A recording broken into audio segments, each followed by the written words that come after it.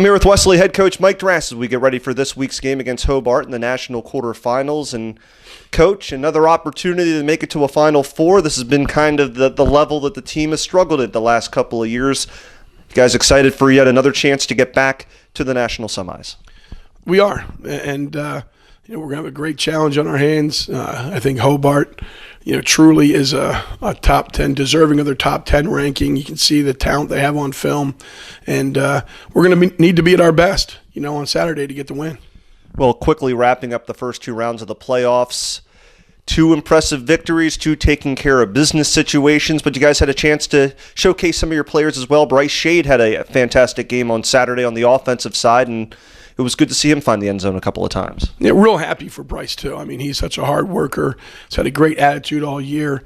And we got a lot of weapons on offense. And it was good to see, his number get dialed up, and we don't go into a game thinking, hey, we got to get Caduceus the ball, or hey, we got to get Kyle George the ball, or hey, we got to get Bryce the ball. It's just how the cookie crumbles. And it was real nice to see him get the ball in his hands and make some plays.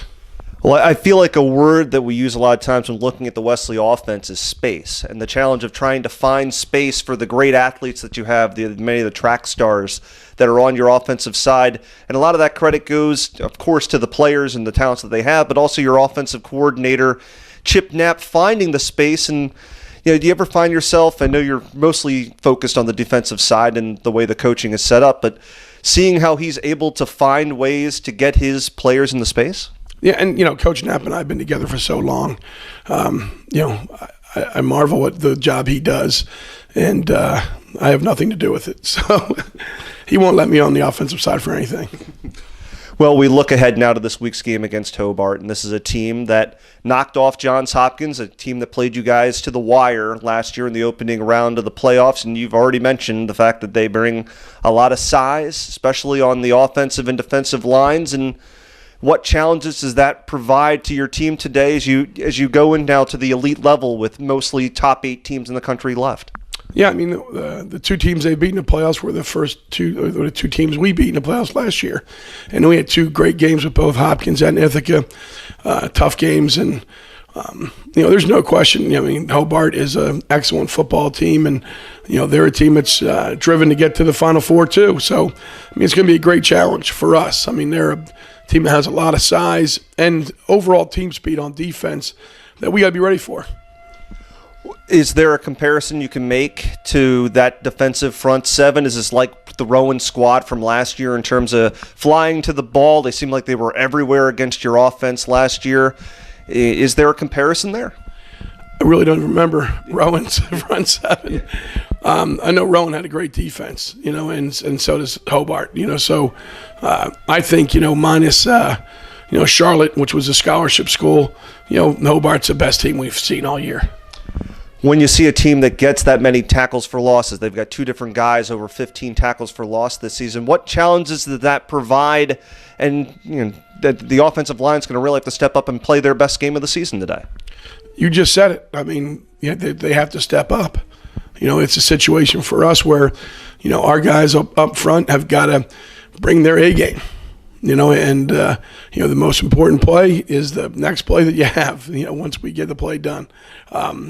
But, there's no trickery here. There's nothing that we're going to do that's any different. We just have to play as well as we possibly can up front.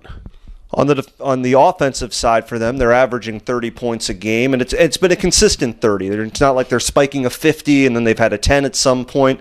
A team that routinely puts together 4 or 5 touchdowns a game, a good mix of run and pass. So your defense is going to be challenged in both aspects again this week. Without question. This is an offense that wants to run the football. They're a grounded and pounded typo. They're extremely efficient when it comes to throwing the football. I think their quarterback, can run or pass. And running is not a first option, but if he gets out of the pocket, he can hurt you. If he runs a load option on 3rd and short, he can hurt you.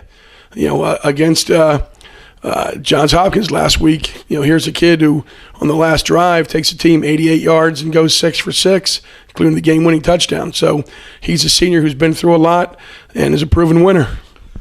Finally, talking about proven winners, want to talk about Brenton Barnes, the defensive tackle we had a chance to talk to this week. He has a couple of touchdowns this season, one on the ground with a fumble, one through the air. Talk about the play of him and how important he's been to that defensive line this season. More importantly is that, Brenton, although he's only 5'9", 280, is an athlete, and he knows how to fight pressure and he knows how to use those hips. And you don't see Brenton getting driven off the line of scrimmage. For us to be successful Saturday, our D-line has got to set an edge on the line of scrimmage and, not get driven back. Well, good luck not getting driven back and trying to drive your way to another Final Four.